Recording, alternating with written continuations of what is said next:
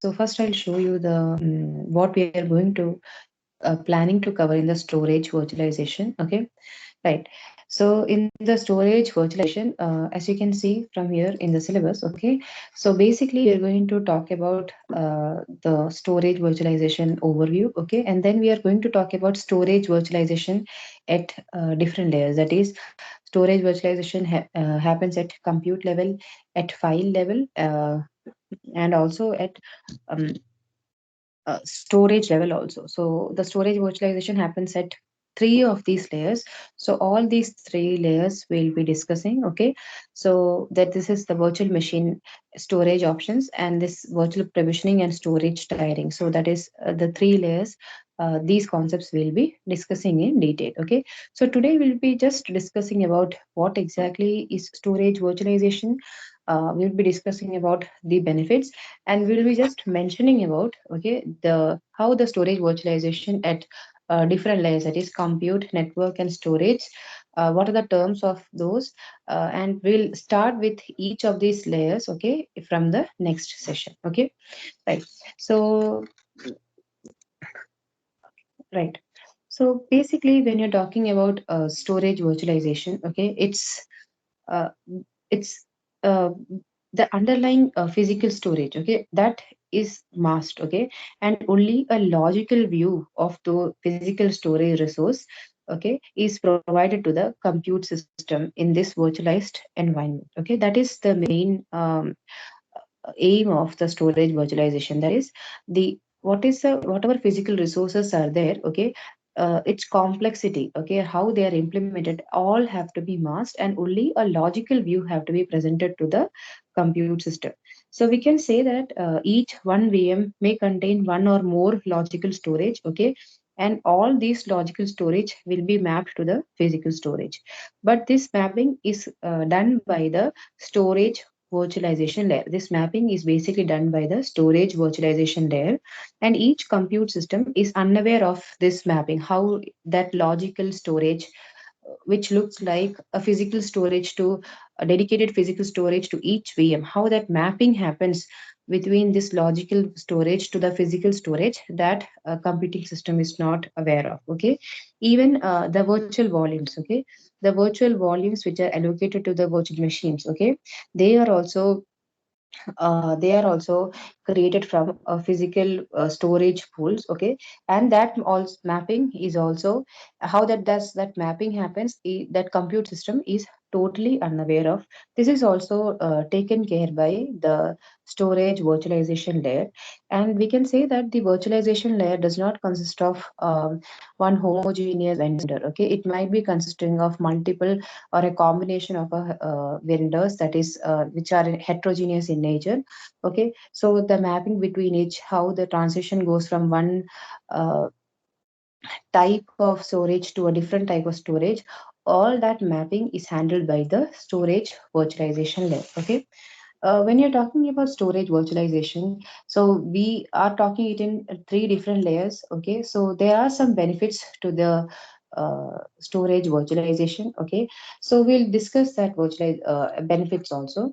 So as I told you, the storage virtualization basically provides an abstraction of the underlying complex physical storage. Okay, so if we want to add or remove storage, okay, this also happens without affecting that application, okay, without affecting the application availability. So basically it means that it provides no downtime, so we can actually add or remove a storage and application availability is not affected. Okay, so this helps in a better utilization of multiple heterogeneous storage resources, which actually we can term it as, when there are multiple heterogeneous storage resources, we can also say that it is also a storage pool. Okay, so this also helps in maintenance and creation of storage pools. Okay, so when you're talking about storage pools, okay, and then there are multiple vendors, that is heterogeneous vendors,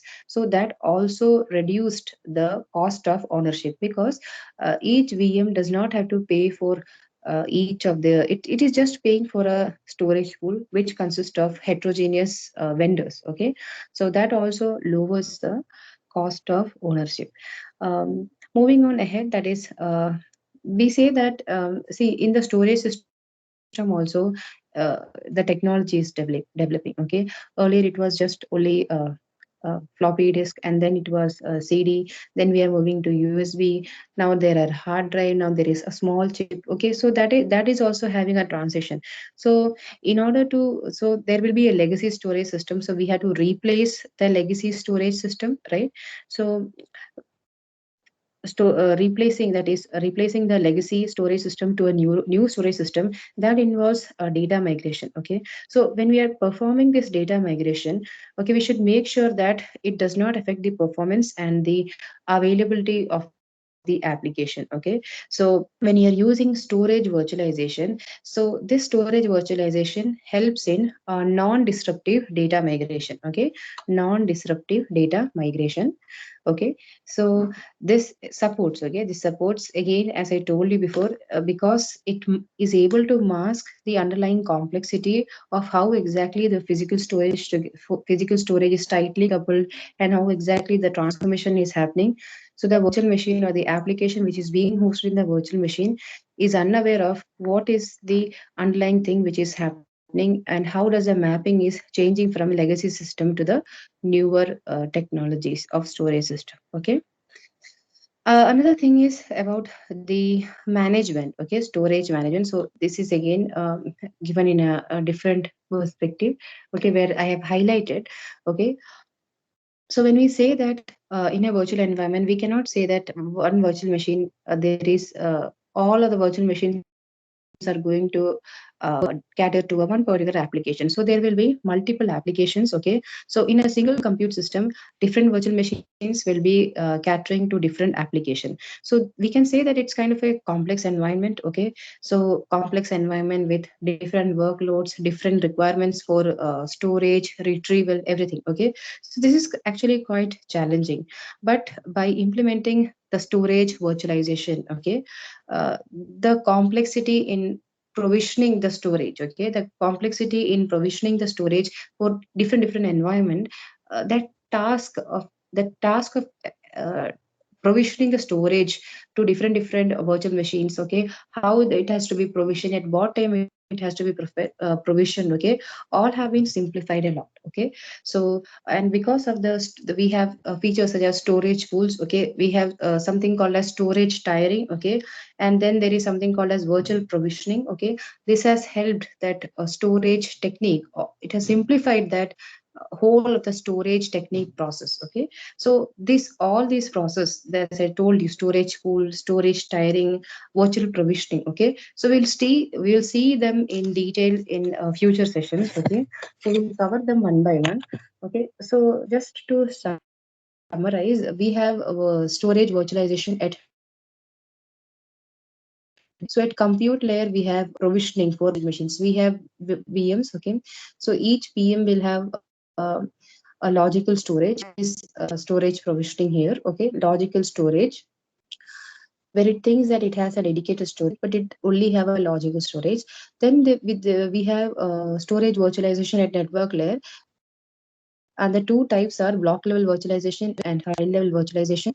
And then again, we have storage. Okay, at storage virtualization at storage layer, where we talk about the virtual provisioning and automated storage tiering. Okay, so all these concepts will cover in detail.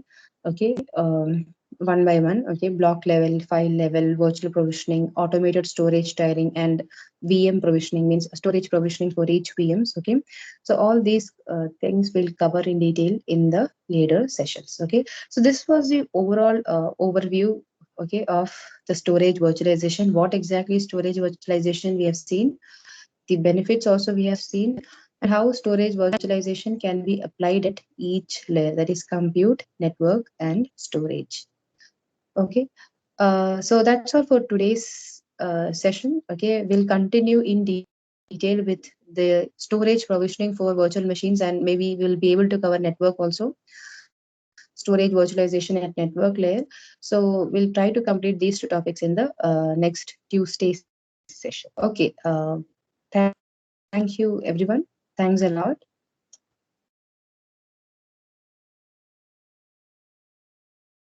Thank you, ma'am. Yeah. Thank you, ma'am.